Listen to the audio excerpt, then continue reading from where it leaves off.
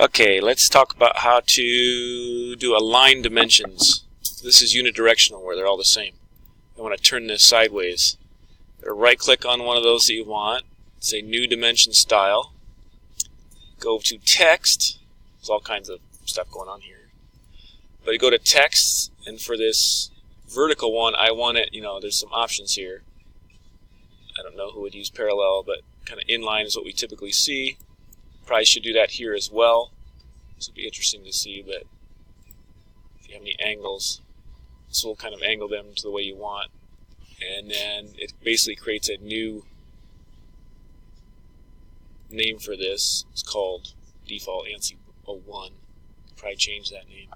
Then you can go to your other ones. You can select them one at a time and change it up here. You can hold the control or the shift, or you can click and drag and do multiple at a time.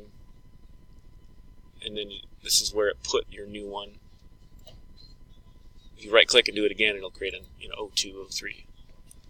So that's how you do that.